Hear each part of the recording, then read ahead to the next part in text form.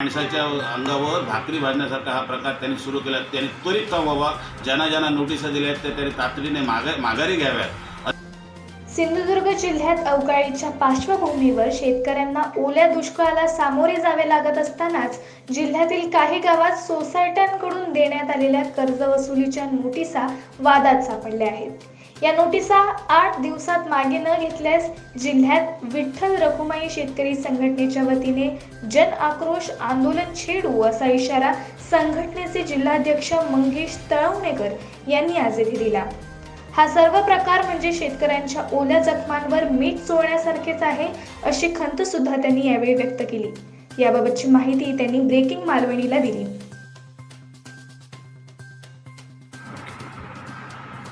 आज भात शेतीची भरपूर मोठी अशी हानी झालेली आहे. ओला दुष्काळ पडलेला आहे. कधी नाही पडलेला असा दुष्काळ आजच आमच्या जिल्ह्यात एवढी परिस्थिती वाईट आलेली आहे की जे पश्चिम महाराष्ट्र म्हणा किंवा घाटमाथ्यावर किंवा महाराष्ट्रात इतर ठिकाणी ज्या पद्धतीने दुष्काळ पडतो त्याही पलीकडे जाऊन आमच्याकडे दुष्काळ पडलेला आहे. अशा परिस्थितीत आता जे पंचनामे करणारे लोक आहेत, ते पंचनामे करणारे शासनाचे अधिकारी आहेत, त्यांनी हेच कागद पाहिजे, एवढे पाहिजे, तेवढे पाहिजे न करता त्यांनी स्वतः गांभीर्याने एवढं घेतलं पाहिजे की आम्ही पण एक शेतकऱ्याच्या कुटुंबातून मोठे झालेलो आहे, आपण एक शेतकऱ्यांच्या कुटुंबाचा अधिकारी झालेलो आहे. त्यांनी तर आता असं ठरलं आहे काही गावात, काही तालुक्यात, काही जिल्ह्याच्या भागात की सध्या एकतर दुष्काळाने माणसं मरायला आलेले आहेत. अशा परिस्थितीत ती लोक सध्या त्यांना कर्जाची कर्जाचे हप्ते आहेत त्यांना नोटिशी पाठवत आहेत. तातडीने तुम्ही कर्ज वसूल करायला आम्ही आलेलो आहोत. म्हणजे जखमीवर मीठ चोळण्यासारखं आणि मेलेल्या माणसाच्या अंगावर भाकरी भाजण्यासारखा हा प्रकार त्यांनी सुरू केला. त्यांनी त्वरित थांबवावा. ज्यांना नोटिसा दिल्या आहेत त्यांनी तातडीने माघारी घ्याव्यात.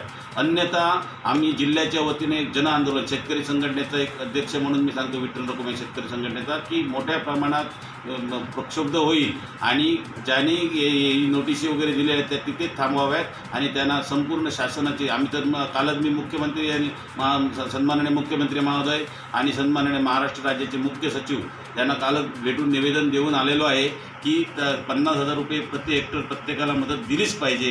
कारण जर दिली नाही तर आम्ही आझाद मैदानासमोर येऊन आंदोलन करणार असं कालच मी नोटीस दिलेलं आहे.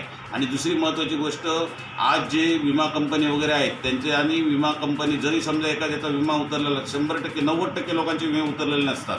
ह्या तर कोकणात आमच्या विम्याची सरासरी टक्केवारी नाही. जरी असली तरी किंवा नसली तरी शासनाने तातडीने त्या सर्व शेतकऱ्यांना 100% आणि 100% नुकसान झालेलं आहे. 100% लोकांना त्या पद्धतीचा त्याचा लाभ मिळाला पाहिजे. आणि पुन्हा एकदा मी एवढंच सांगेन की ज्यांना कर्जाचे नोटिशी गेल्या आहेत, आता वेंगुर्ल्यासारख्या आसोली भागात म्हणा किंवा आजूबाजूच्या गावातसुद्धा बऱ्याच लोकांना नोटिसा आलेल्या आहेत, त्या नोटिसा त्याने तातडीने माघारी घ्याव्यात. अन्यथा येत्या 8 दिवसात जर त्याने हे नुकसान भरपाई 50,000 प्रति हेक्टरी या नोटिसा दिलेल्या आहेत त्या थांबवल्या नाहीत किंवा ज्यांना दिलेल्या नोटिसा आहेत ते परत नाही घेतल्या, ते 8 दिवसात जन आंदोलन मोठ्या प्रमाणात उभारलं जाईल याची त्यांनी नोंद घ्यावी.